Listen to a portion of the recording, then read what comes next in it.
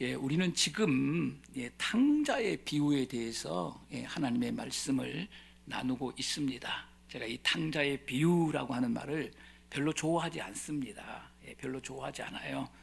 그래서 탕자의 비유라는 표현을 웬만하면 안 쓰려고 그럽니다. 그래서 지난 주일에는 첫 번째로 누가복음 15장 11절에서 12절에 있는 본문 말씀을 가지고 유산을 요구하는 아들, 이런 제목으로 말씀을 나누어 드렸습니다. 여러분, 우리에게는 유산을 요구하는 게 무슨 큰 죄냐, 큰 문제냐, 이런 생각이 들잖아요. 지금 우리는 그렇잖아요. 아버지 유산 주세요, 얼마 떼주세요, 뭐 이렇게 이야기할 수 있잖아요. 큰 죄가 아닌 것처럼 이렇게 느껴지지만 이 고대 건동 지방에서는요, 아버지가 멀쩡하게 살아있을 때 유산을 요구하는 것은 이거 엄청난 일입니다. 이건 있을 수 없는 일입니다. 그러니까 성경에 있을 수 없는 일을 가지고 예수님께서 비유를 들고 있다는 사실이에요.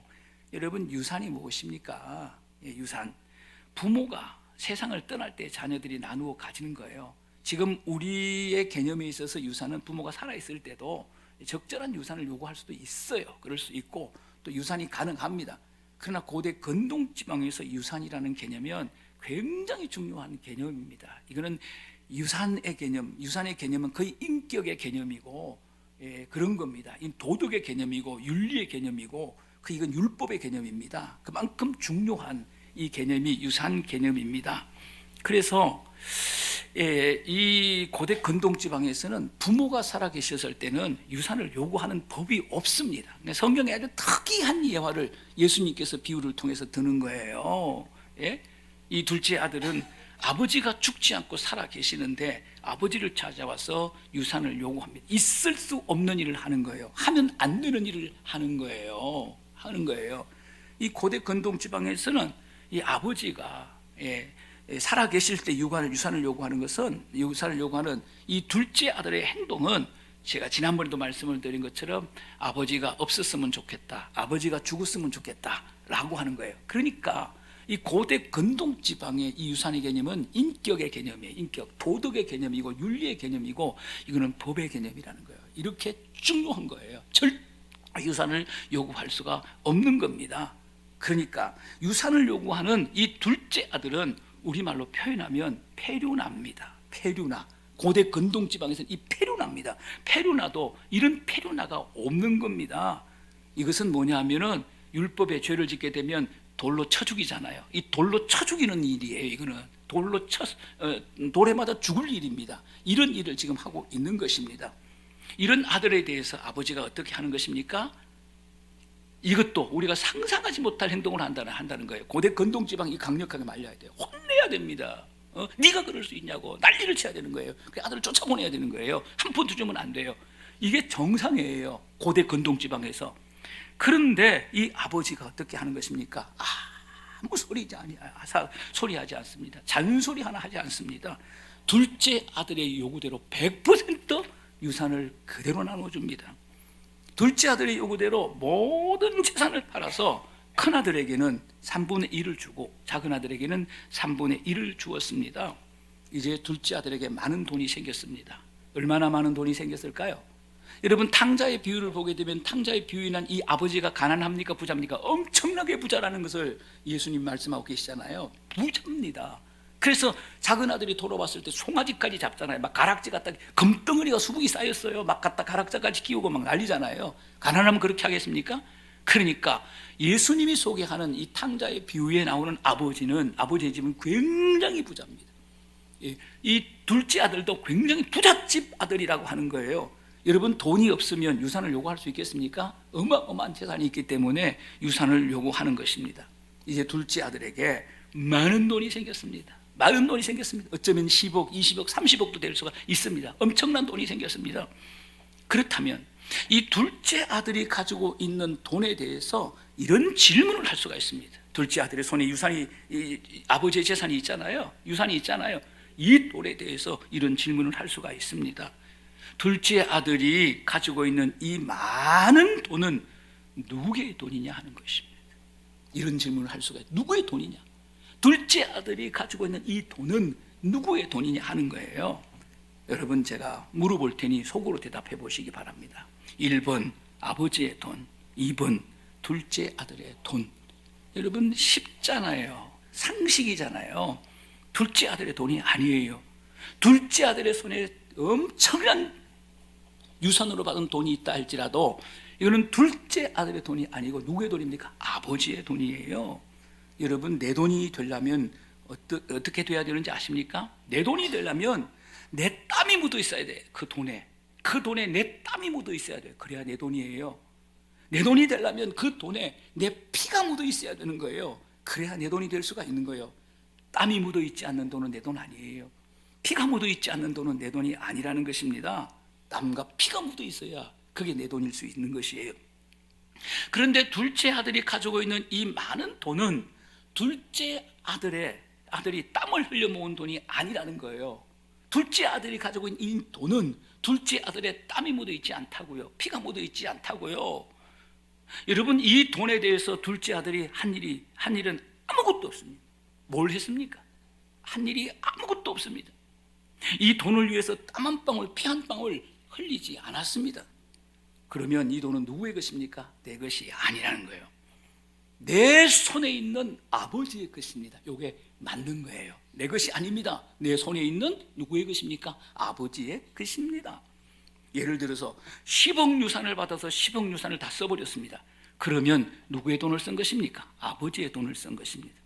10억 유산을 받아서 10억 유산을 낭비했습니다. 그럼 누구의 돈을 낭비한 것입니까? 아버지의 돈을 낭비한 것입니다. 여러분 유산의 뿌리, 유산의 근본은 아버지예요. 아버지. 여러분 아버지를 빼면 유산이라는 단어가 성립이 되지 않아요. 이 유산이라는 이 단어 속에는 유산의 이 근본, 유산의 이 뿌리는 아버지입니다. 아버지가 없는데 어떻게 유산이 있을 수가 있습니까? 안 그렇습니까? 아버지가 없는데 어떻게 유산을 받을 수가 있습니까? 이 유산의 뿌리, 유산의 근본은 아버지라는 거예요. 그러므로 유산은 내 것이 아니고 누구의 것이다? 아버지의 것이다 라고 하는 거예요. 내 손에 있는 아버지의 것입니다. 이걸 알아야 돼. 이게 아버지의 것이에요. 내 손에 있다고 내 것이 아닙니다. 아버지의 것입니다. 그게 유산이에요. 유산은 아버지께로부터 받은 것입니다. 그래서 유산을 어떻게 해야 되는 것입니까? 예? 내 손에 있는 아버지의 것이에요. 아버지께로부터 받은 것이에요. 그러므로 유산은 잘 써야 되는 거예요. 내 것이라면 내 마음대로 쓸 수 있잖아요. 아버지의 것이에요. 그렇기 때문에 잘 써야 되는 것입니다. 잘 써야 되는 거예요. 그렇다면 누가 유산을 잘 사용할 수 있겠느냐 하는 거예요. 대답은 간단합니다. 내 것이 아니라 아버지의 것이라고 하는 정신, 내 것이 아니라 아버지의 것이라고 하는 이 정신, 내 것이 아니라 아버지의 것이라고 하는 이 신앙이 있어야 되는 거예요. 내 것이라고 생각하는 순간 내 마음대로 쓰는 것입니다. 내 욕망대로 쓰는 것입니다. 둘째 아들이 유산을 받아서 아버지의 것이라고 생각했다면, 아버지의 것이라고 조금이라도 생각했다면 절대로 유산을 함부로 사용하지 않았을 것입니다. 유산을 쓸 수 있어요. 내 손에 있기 때문에. 그러나 함부로 쓰지는 않았을 것이에요. 둘째 아들은 이 유산에 대해서 어떻게 생각했느냐 하는 거예요. 성경에 나옵니다. 오늘 12절 말씀을 함께 읽어보겠습니다. 시작. 그 둘째가 아버지에게 말하되 아버지여 재산 중에서 내게 돌아올 분깃을 내게 주소서 하는지라. 아버지가 그 살림을 각각 나누어 주었더니, 이 유산에 관한 얘기잖아요. 여러분 유산에 관한 얘기를 하고 있는데 여러분 가장 중요한 단어가 있어요. 가장 중요한 단어가 있습니다. 여러분 그게 뭔지 아십니까? 내게 돌아올 분깃이라는 단어예요. 내게 돌아올 분깃, 내게 돌아올 분깃, 내게 주소서. 여러분 둘째 아들은 내게라고 하는 말을 계속해서 반복하고 있는 겁니다. 무슨 얘기예요? 유산 내 거다 그 얘기예요. 유산 내 거다 그 말이에요. 그러니까 내 거 달라 이거예요. 아버지에게 가가지고. 여러분 패륜하죠. 그 유산은 내 거예요. 그러니까 내 거 주세요. 내 거 달라는 거예요. 여러분 유산이 어떻게 둘째 아들의 것입니까? 그건 아버지의 것이잖아요. 안 줄 수도 있잖아요. 내 거 달라는 거예요. 내 거. 이게 내 거 달라는 거예요. 아버지를 찾아가서 내 걸 달라는 거예요. 아버지의 것을 달라는 게 아니라 내 걸 달라는 거예요. 지금 이 얘기를 하고 있는 거예요. 유산을 내 것이라고 하는 겁니다. 여러분 13절 말씀을 우리 다 함께 읽어보겠습니다. 이 말씀들이 계속 반복되거든요. 시작. 그 후 며칠이 안 되어 둘째 아들이 재물을 다 모아가지고 먼 나라에 가 거기서 허랑방탕하여 그 재산을 낭비하더니, 여러분 우리말 성경에 번역되지 아니한 중요한 단어가 이 단어에 숨겨 있어요. 그게 뭔지 아십니까? 여기 보면 이런 말씀이 있죠. 둘째 아들이 재물을 다 모아가지고, 이렇게 번역되어 있잖아요. 우리말에는 둘째 아들이 재산을 다 모아가지고, 재물을 다 모아가지고, 여기 하나 빠졌어요. 재물 앞에 빠진 단어가 있습니다. 빠진 단어, 여러분 그게 뭔지 아십니까? 재물 앞에 생략된 말씀, 그것은 자기라는 거예요. 자기입니다. 자기. 요게 빠져 있습니다. 우리말 성경에는. 그래서 현대어 성경을 보게 되면 이 재산 앞에 자기를 붙여놨어요. 정확하게 번역했으면 자기 재산이라고 번역을 합니다. 현대어 공동 번역도 보게 되면 이 재산 앞에, 재물 앞에 자기라는 말을 넣었어요. 자기 재물, 자기 재산, 이렇게 번역을 하고 있는 것입니다. 새 번역 성경도 보게 되면 제 것이라고 번역하고, 제 것, 자기 것이라는 뜻입니다. 이 재물 앞에 중요한 단어가 생략되어 있어요. 그게 자기예요. 자기입니다. 여러분, 둘째 아들은 유산을 누구의 것이라고 말하는 겁니까? 지금 계속해서 11절과 12절과 13절에 계속 내 것이라고 얘기하는 거예요. 계속 내 거라고 얘기하는 거예요. 내 거 달라는 거예요. 내 거 달라는 거예요. 아버지가 주니까 이거 내 거라는 거예요. 내 거 달라. 아버지가 주니까 이거 내 거다. 이런 얘기를 하고 있는 것입니다. 여러분, 둘째 아들이 이 유산을 아버지의 것이라고 조금만 생각했다면 절대로 유산을 함부로 사용하지 않았을 것입니다. 유산을 함부로 사용하는 이유가 여기 있는 거예요. 이제 내 거야. 내 맘대로 쓰는 거예요. 내 맘대로, 아버지 생각 안 해. 내 맘대로 쓰는 거예요. 내 맘대로 쓰는 거예요. 이러면 안 되지 않습니까? 유산을 자기 것이라고 생각했기 때문에 유산을 잘못 사용하는 거예요. 유산을 잘못 사용하는 이유가 여기에 있는 거예요. 오늘 우리 자녀들이 유산을 받을 수가 있어요. 때로는 많게도 받고 적게도 받지만은, 그러나 이 유산을 내 것이라고 생각하는 순간 날려버려요. 맘대로 써버려요. 맘대로 써버리는 거예요. 그러다 망한 사람이 한둘이 아니에요. 한둘이 아닙니다. 여러분, 우리가 이 유산 앞에서 우리가 생각해야 될 게 뭐냐면, 이건 내 게 아니다라는 거예요. 이건 내 게 아니다는 거예요. 이거 아버지 거라는 거예요. 이 생각을 안 하면 유산은 잘못 사용하게 되어 있는 거예요. 내 것이라고 생각했기 때문에 아버지를 떠나서 그 돈으로 죄를 짓는 거예요. 그 유산으로 죄를 짓는 거예요. 내 것이라고 생각했기 때문에 아버지를 떠나는 거고, 그 유산으로 죄를 짓는 거예요. 여러분, 내 것이라고 생각하는 것은 믿음이 아니에요. 이게 얼마나 위험한지 아십니까?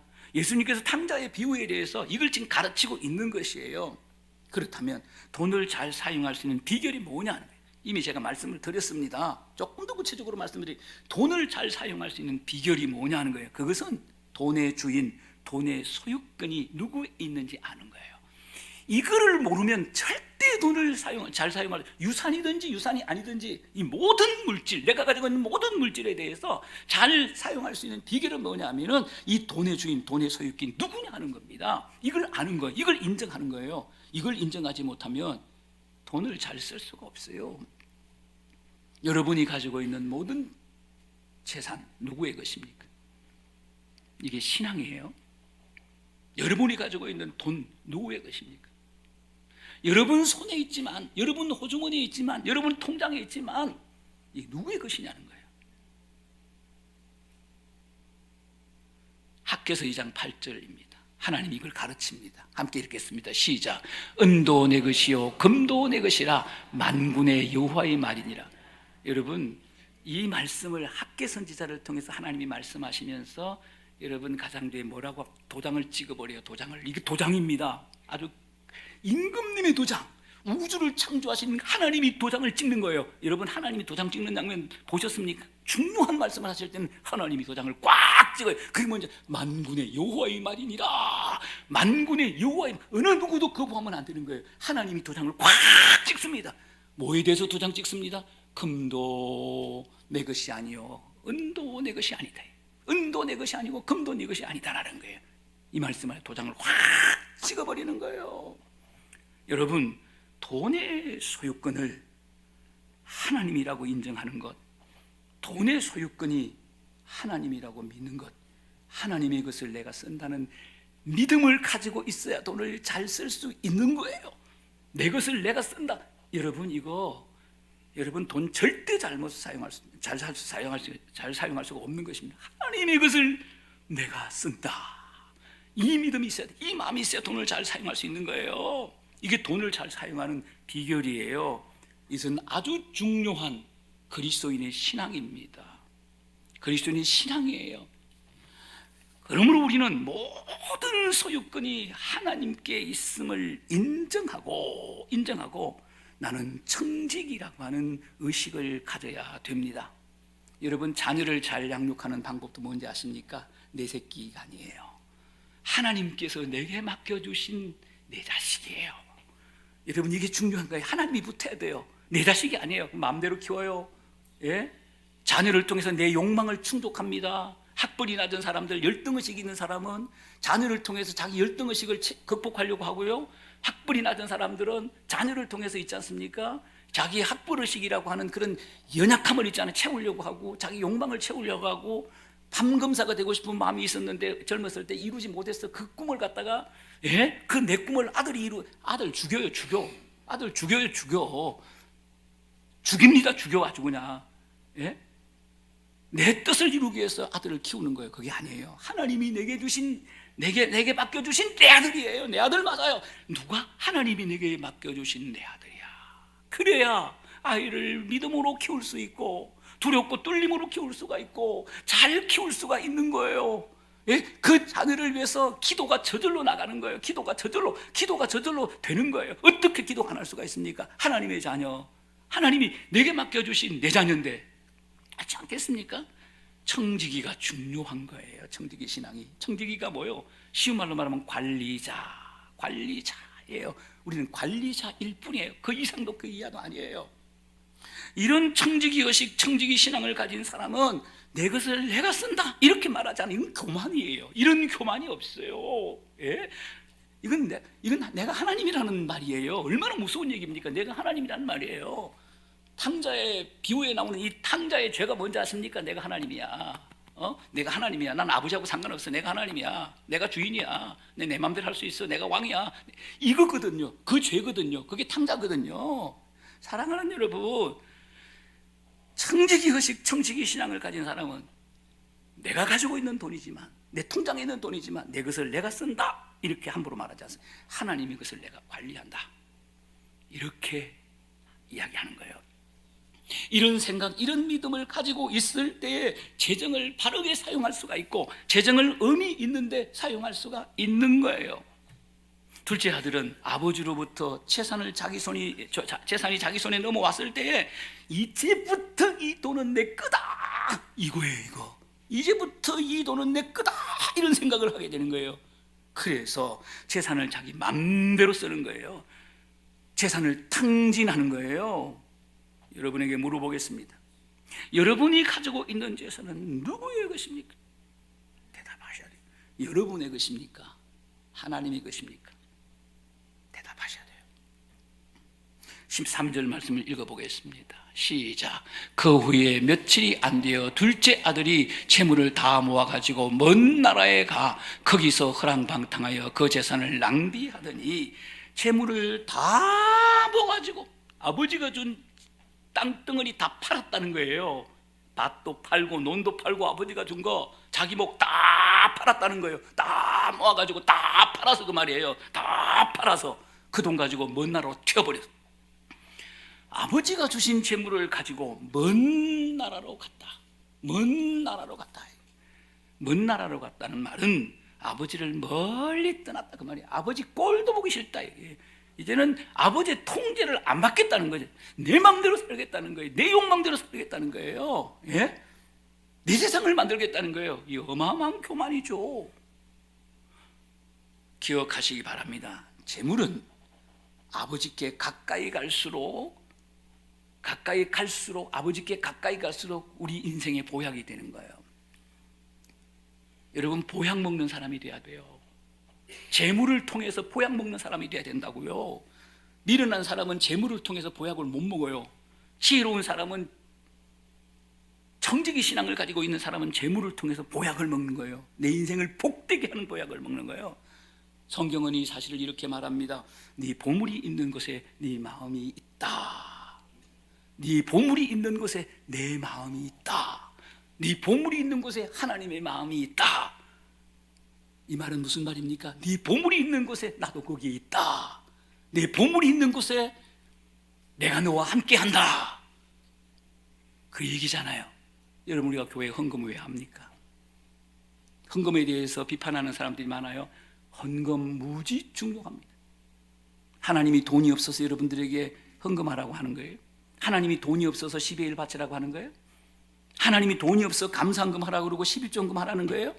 여러분, 그렇게 생각, 아주 지극히 인간적인 생각입니다. 믿음이 없는 아주 지극히 인간적인 생각입니다. 여러분, 성경 66권이 말하는 헌금의 중요성이 뭔지 아십니까? 우리가 교회에 헌금을 바쳐야 뭐예요? 내 마음이 교회에 있는 거예요. 내 마음이 교회에 있어야 이게 내 교회가 되는 거예요. 내 교회가 된다고요. 여러분, 여러분의 교회입니까? 남의 교회입니까? 어떤 분들은 남의 교인이에요. 지금 남의 교인이 여기 앉아 있다고요. 이게 내 교회가 돼야 되잖아요. 내 교회. 여러분, 물질 있는 곳에 내 마음도 거기 있다. 여러분, 내가 교회에 헌금을 하게 되면 뭐예요? 이 굉장히 중요한, 하나님의 마음이 거기 있는 거예요. 하나님의 마음이 거기 있는 거예요. 너는 내 자녀야. 그게 하나님의 마음이거든요. 내가 너를 사랑해. 그게 하나님의 마음이거든요. 내가 네 예배를 받을 거야. 그게 하나님의 마음이거든요. 내가 네게 은혜를 줄 거야. 그게 하나님의 마음이거든요. 내가 너를 축복할 거야. 그게 하나님의 마음이거든요. 그래서 중요한 거예요. 그래서 내가 교회에 헌금을 해야 이 교회에 뭐가 있는 겁니까? 하나님의 마음이 내게 있는 거예요. 내게. 하나님의 마음이 내게 있는 거예요. 나는 큰빛교회 교인이 되는 거예요. 성도가 되는 거예요. 중요한 거예요. 재물로 인해서 하나님과 더 가까이 갈 수 있다는 거예요. 가까이 갈 수 있다는 거예요. 하나님을 위해서 물질을 사용한 것이 왜 중요합니까? 하나님을 위해서 물질을 사용할 때에 하나님께 가까이 갈 수 있다는 거예요. 이거 아셨습니까? 모르셨습니까? 그래서 헌금이 중요한 거예요. 물질을 통해서 하나님께 더 가까이 갈 수 있지만 물질은 하나님을 떠나는 토각이 될 수가 있다는 거예요. 물질 안에 선과 악이 공존합니다. 물질은 선악과입니다. 선과 악이 공존하는 것입니다. 다 들어있어요. 그래서 물질이 내게 선이 될 수 있어요. 보약이 될 수 있지만 물질이 내게 독약이 될 수 있는 것이. 물질로 인하여 하나님 앞에 더 가까이 갈 수 있지만 물질로 인하여 하나님과 더 멀어질 수 있다는 겁니다. 오늘 탕자의 모습은 물질 때문에 하나님과 더 멀어지는 거예요. 그래서 성경은 이렇게 말하는 거예요. 돈을 사랑함이 일만하게 뿌리가 되나니. 돈에 악이 있다는 말이에요. 기억하십시오. 돈이 내게 있어서 그 돈이 탕자처럼 내 돈이 되고 그 돈이 내게 우상이 되고 그 돈이 만물이 되어서 나를 하나님에게서 떠나게 할 수도 있다는 거예요. 이 돈이 독약이 되는 거예요. 여러분, 가룟 유다는 돈 때문에 예수님에게서 영원히 떠났어요. 가룟 유다가 왜 예수님 팔았습니까? 돈 때문에. 돈 때문에 예수님 팔았습니다. 예수님에게서 영원히 떠나버렸어요. 너는 태어나지 아니하였으면 좋을 뻔하였느니라. 이런 저주가 없어요. 지금 둘째 아들은 돈 때문에 누구를 떠나는 겁니까? 가룟 유다처럼 아버지를 떠나는 거예요. 이게 비극이에요. 그러므로 성도는 재물의 소유권을 하나님께 두고 나는 청직이다, 나는 관리자다 라고 하는 신앙을, 이게 신앙이에요. 이게 신앙. 이 신앙을 가지고 살아야 되는 거예요. 그래야 재물로 인하여 하나님께 더 가까이 갈 수가 있고 그 재물이 내 인생에 우리 자녀들에게 복이 될 수 있다는 거예요. 성경에 나오는 부자들 중에 대표적인 사람이 있죠. 누굽니까? 욥이에요. 욥은 어마어마한 재물을 가지고 있었어요. 욥의 재산 목록을 보면 어마어마합니다. 계산이 안 돼요. 양이 7천. 여러분, 양 7,000마리가, 양 700마리도 많은데 양이 7,000마리 들판에 풀어놓으면 끝이 안 보여. 어디 놀래지도 않으시네. 양이 7,000마리, 70마리가 아니고 700마리. 나는 염소 한 마리 키워요. 저 학교에서 염소 한 마리. 네? 염소 한 마리 키우거든. 학교에서 누가 줘가지고.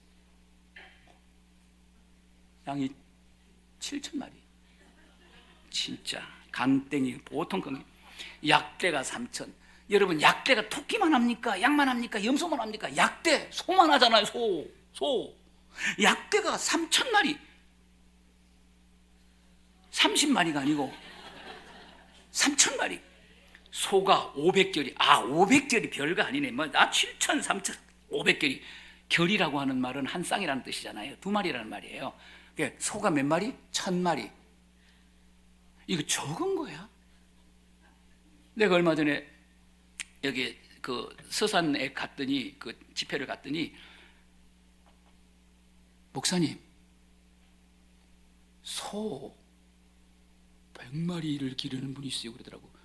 뭐 소 100마리인데 뭘 그걸 자랑해. 소 100마리 기르는 사람. 목사님, 놀라시도 않네. 소 100마리면은요 엄청 부자예요. 부자예요 막 그러는 거야. 하나도 안 놀리니까. 100마리 놀랄 거 뭐 있어? 나는 닭을 50마리 키우는데 그하고 비슷하고만. 암나기가 500결이. 나기가 적은 겁니까? 말 작은 말만 한 거죠. 암나기 말 작은 말이잖아요. 그게 500결이. 결이가 무슨 말인지 모르니까 500마리인 줄 알지 1,000마리. 이건 자기 욥의 재산의 아주 일부를 성경에 기록한 거예요. 욥이 얼마나 부자인지 성경은 이렇게 기록하고 있습니다. 제가 현실을 보여드릴게요. 욥기 1장 10절 시작. 주께서 그와 그의 집과 그의 모든 소유물을 울타리로 두르심 때문이 아니니까 주께서 그의 손으로 하는 바를 복되게 하사 그의 소유물이 땅에 넘치게 하셨습니다. 그의 소유물이 땅에 넘치게 하셨습니다. 나도 이런 복을 받고 죽어야 되는데 진짜 실망이 되는. 그 소유물이 땅에 넘치게 하셨습니다.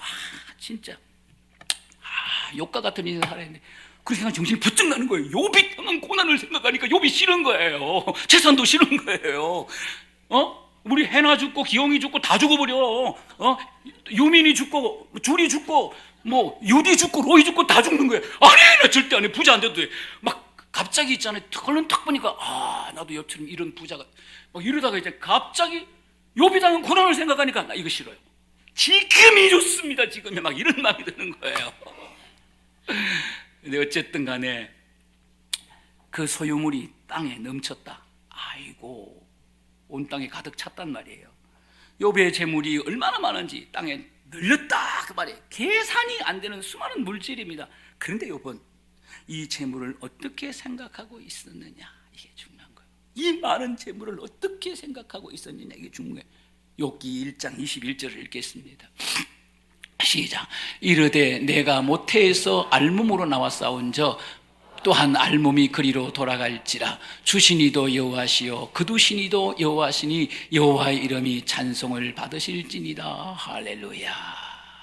할렐루야가 저절로 나와. 할렐루야.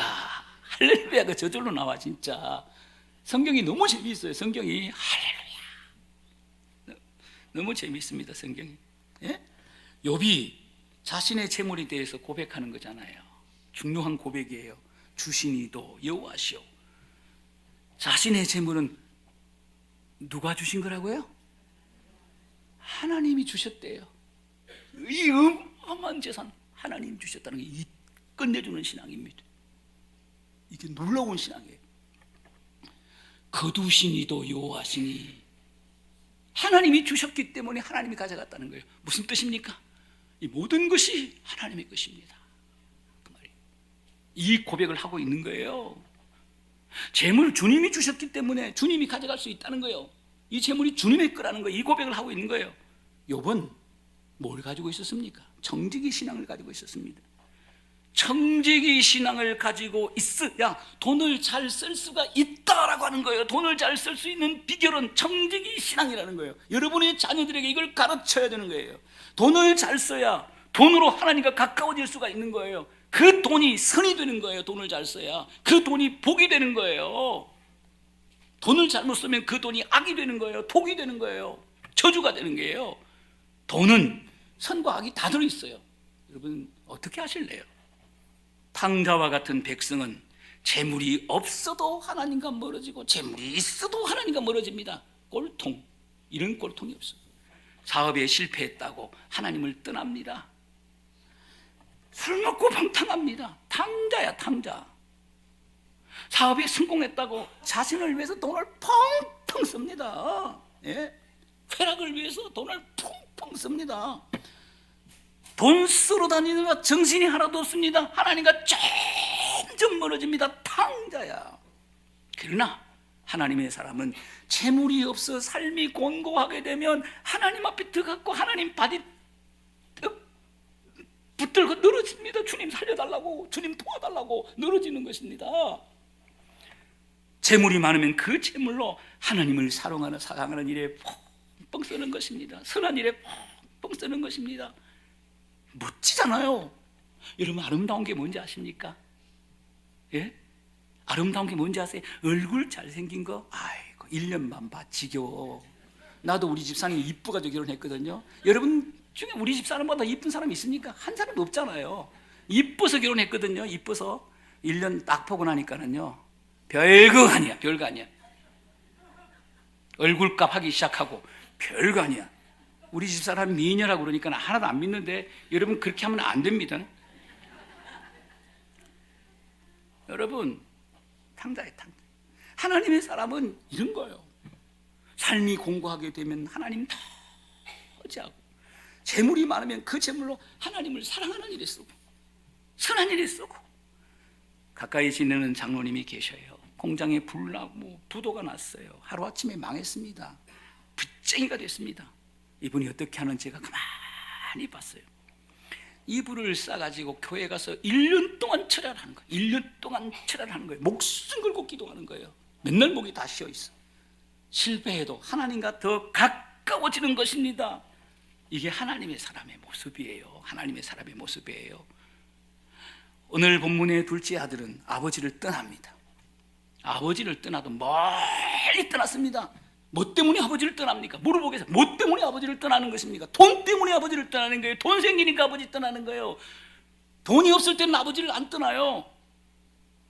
돈 때문에 아버지를 떠나는 거예요. 그렇습니다. 재물은 우리에게 저주가 될 수도 있고 축복이 될 수가 있어요. 선과 악이 공존하는 선악과예요. 우리가 가지고 있는 재물로 하나님과 더 가까워진다면 그 재물은 복이 되는 거예요. 우리가 가지고 있는 재물로 하나님하고 멀어진다고 한다면 그 재물은 저주가 되는 거예요. 반드시 저주의 열매를 먹어야 돼요. 탕자는 재물을 가지고 아버지를 떠났습니다. 그러니까 허랑방탕할 수밖에 없는 거예요. 큰아들의 정은에 하게 되면 창기와 함께 절기는 데 사용합니다. 그렇습니다. 아버지를 떠나면 그 돈이 죄를 짓게 되어 있습니다. 아버지를 떠나면 여러분이 가지고 있는 그 돈이 죄를 짓게 되어 있는 것이에요. 그래서 결국은 돈 때문에 망하는 거예요. 하나님을 떠난 백성은 죄를 짓는 데 돈을 쓸 수밖에 없어요. 사단이 좋아하는 일에 돈을 쓸 수밖에 없는 거예요. 탕자는 아버지를 떠났습니다. 아버지를 멀리 떠났습니다. 그렇기 때문에 죄 짓는 데 돈을 탕진하는 거예요. 죄 짓는 데 허랑방탕하는 거예요. 기억하십시오. 탕자는 아버지보다 돈을 더 사랑했다는 거예요. 예? 여러분, 이거 있을 수 있는 일입니까? 여러분, 이 세상에 아버지보다 사랑하는 것이 없어야 됩니다. 그게 인륜이에요. 그게 도덕이에요. 그게 윤리예요. 그게 사랑이에요. 그게 법이에요.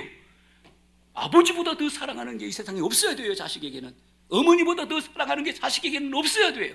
내 인생의 1등은 아버지, 내 인생의 1등은 어머니. 그게 자식이에요. 그게 자식이에요. 여러분, 우리는 하나님을 아버지로 섬겨요. 하나님을 아버지로 믿어요. 하나님 아버지보다 더 사랑하는 것이 이 땅에 없어요. 그래서 우상을 미워하는 거예요. 주님은 우상 숭배하지 말라는 거예요. 예? 이게 진짜잖아요. 이게 진짜잖아요. 탕자는 아버지보다 돈을 더 사랑했어요. 하나님보다 돈을 더 사랑하면 돈 때문에 하나님과 멀어지는 거예요. 돈 때문에 하나님을 떠나는 거예요. 이게 탕자의 모습이에요. 그러므로 우리는 우선순위를 확실하게 해야 됩니다. 우선순위를 아주 확실하게 해야 되는 거예요. 하나님 다음에 돈이다. 이게 확실해야 돼. 하나님 다음에 돈이다. 돈 다음에 하나님이다. 많잖아. 성가대원 중에도 몇 명 되네. 이 대부분의 그리스도인들은 그래요. 돈 다음에 하나님이야. 대부분의 그리스도인들은 종교인이야. 종교인을 넘을 수가 없어. 종교인을 넘으면 그리스도인이 있어요. 그리스도인이 돼야 되는데 종교인을 못 넘어. 다 종교인에 머물러 있는 거야. 종교 행사하는 거예요. 여러분이 말하는 신앙생활이 종교생활이라고요. 하나님이 받을 수 없는 재물이에요. 종교인을 넘어 그리스도인이 돼야 돼요.